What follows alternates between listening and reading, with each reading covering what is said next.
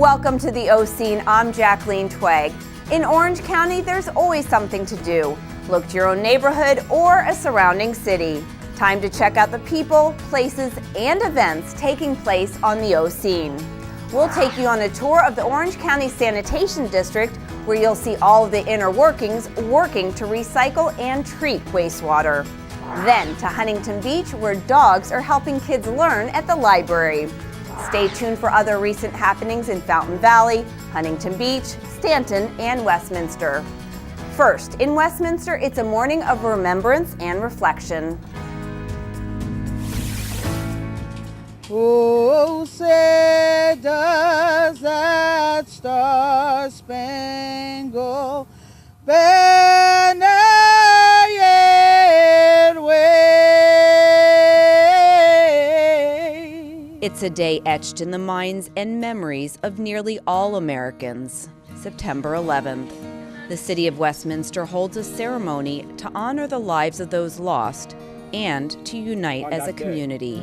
No matter where we came from, what God we prayed to, or what race or ethnicity we were united as one family. While we remember the victims and their family members, we also must celebrate the tremendous sacrifices of the first responder and stranger to rush into the darkness to carry others from danger. When the challenge really came, the firefighters and the police met that challenge and were a great honor to our people. And all those who went overseas afterwards and since, a great honor to our people. We are mindful of the sacrifice of public servants who demonstrated the greatest love of all by laying down their lives for friends. We come remembering those who lost their lives in New York, Washington, D.C., and Pennsylvania.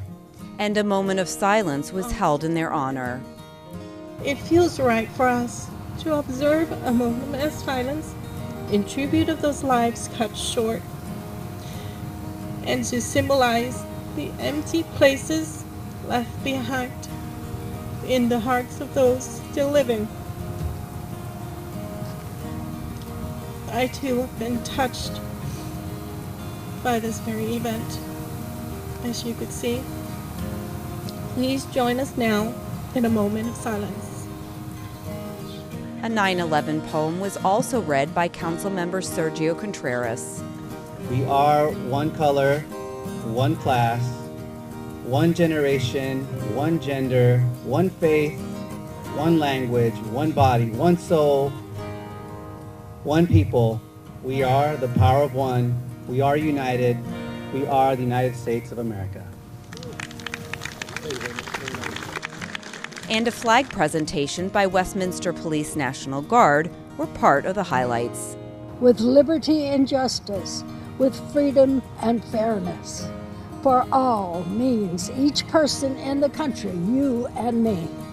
We are fortunate. We have proven ourselves in this country what we can overcome in life, and to show the energy and the fight in us to continue on. It feels good. I mean, it just kind of bring you back to that we all as Americans, come together and just to show our strength and to be able to just, be proud of where we live and what we stand for. It makes me proud of the people that run our city. It makes me proud of the people that were in New York at the time, the firemen, all the policemen, all the first responders, everyone that was there on site. I'm very proud and honored to hear about all of their stories. For the land of the free and the home of the brave.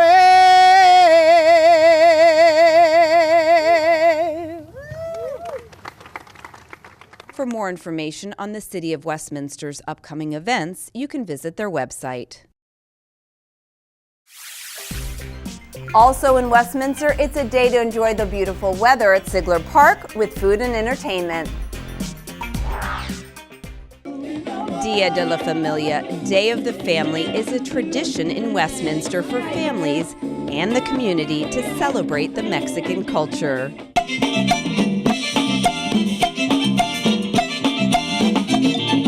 We have different culture, and this event a great opportunity for us. So some of us, we learn a new culture, we try a new food entertainment, but overall, I see that members from the community, they really enjoy it, and we enjoy it. I think that's good for the city, that's good for the community.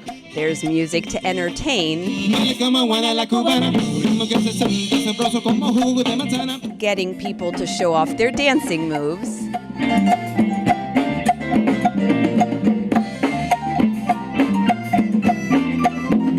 while kids are playing games.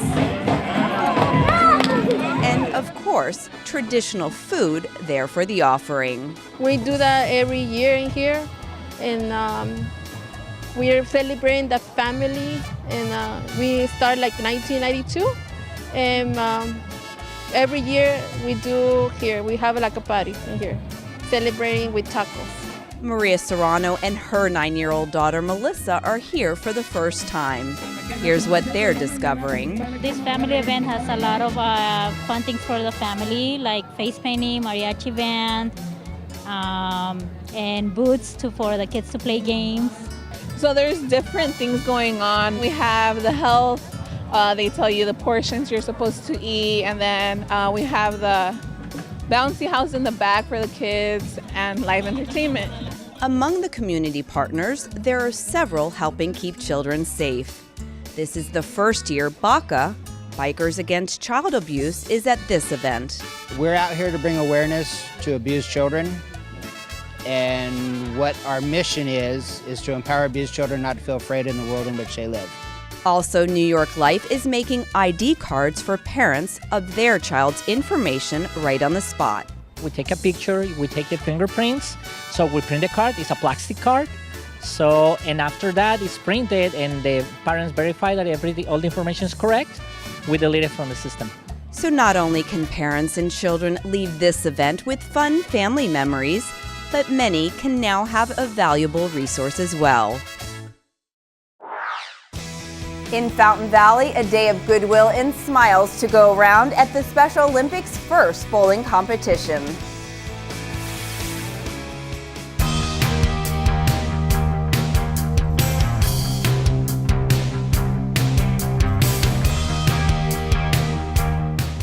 Fountain Bowl is where nearly 400 Special Olympic athletes had a blast taking part in the bowling championship.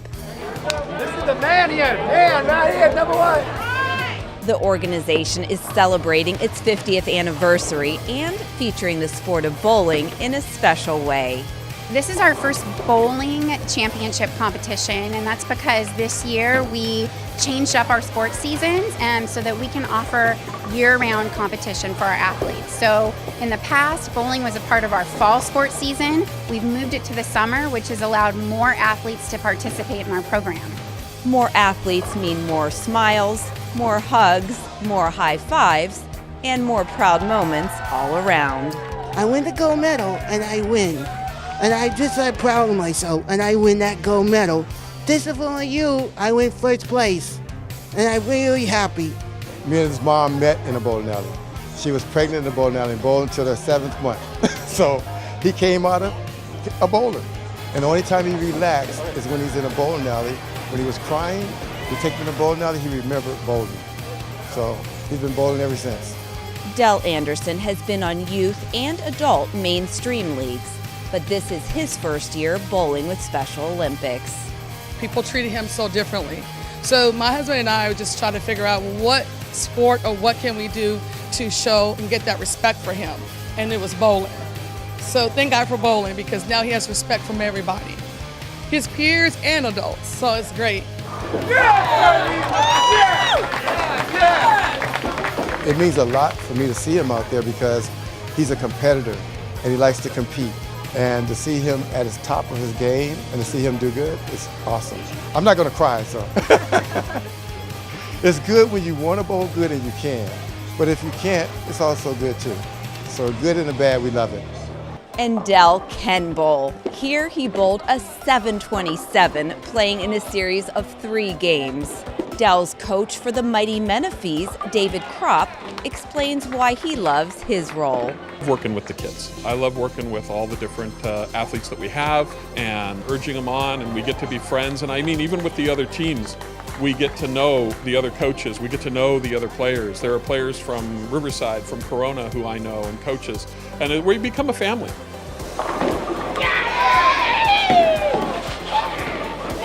It was a joy to be able to see all the athletes competing at once, cheering each other on, all the support behind that. It wasn't just an individual thing, it was a group effort. And what a joy to have it here at Fountain Valley, in our hometown. Score 404, Angela Marcione! It's why we do what we do, is to see the athletes at their best, really proud of the work, being with one another, celebrating how they can be the best they could be. It just makes it a joy to work for such a special organization. For more information on Special Olympics of Southern California, you can visit their website. Now to Huntington Beach's Central Library, where dogs are part of a fun and exciting reading program featured there. Libraries are for learning and libraries are for reading. So the question is, can dogs help with this? And they stopped at the water's edge, where the fish and the lemmings came and went. There's a program at Huntington Beach's Central Library geared towards kids to help them develop a love of the two, and it seems to be working. Those men on the field, the police remain intent on catching them. Unfortunately, they have no idea who they're looking for. Isabel and her 2 younger sisters came to read to a dog today with their dad. So the last dog that we did, we all read to her as a family, all 3 of us. And we just took turns. It was nice because all of us were there and all of us could take turns reading, cuddling with the dog. And it's a nice family memory to make. Now I would want to read more because it's just like you had someone to talk to, and you just see that reading can be fun now. It was fun and I loved it because I just like dogs. I'm going to tell my mom I had a great time and I liked going there and I wish I could go there again. And Scout, one of the Go Team therapy dogs, even dressed up in a tutu and did tricks for treats. The Peters go marching one by one. The dogs can listen to us, and their ears are bigger, and then they sometimes go to sleep. We do it to promote reading literacy for kids. It helps promote their literacy skills. Those kids that aren't comfortable reading in public might feel comfortable reading to a dog. It's a completely non-judgmental environment for them. 15 old cat toys he found under the sofa. 16 pinwheels. We like this program. It's a great way to keep the kids reading without it feeling like work. We like dogs, and it's just a lot of fun. And then there are kids who already love books and reading, but the idea of having a dog around makes this experience even better. For this interview, he dressed as a natural look to put a sample of his portfolio. He checked the route and made sure he didn't get lost, and plenty of time for it. I actually really like dogs. I actually want my mom to get me one. So I like dogs, and when I heard the word that we're gonna read to them, I just felt like I had a need to come here, and I love reading. And right now, before I even came here, I was reading in the car as we drove here. Clayton, that's his favorite thing to do, and it kind of was mine as a kid too. So we at least once or twice a week are here. So it just happened to be that we were here for this. Clayton's been asking for a dog for quite some time, and so to combine that with his other favorite thing, reading, this was like hitting the jackpot. As volunteer coordinator with the Go Team Therapy Dog Team, Kendra Amadon Sanford, along with her best Beagle friend Hope, explain their hope for the program. This program is really about the kids, and it's about having them have fun when they read. We've seen kids that have come to us 1 month and have been really struggling to read, and 6 months later been in advanced reading. The program takes place the second Saturday of every month from 3 p.m. until 4 p.m. Many other libraries also have a similar program. Contact one in your area for details. To continue with the learning theme, the OCSD offers tours to the public to show what happens to wastewater and how it's treated.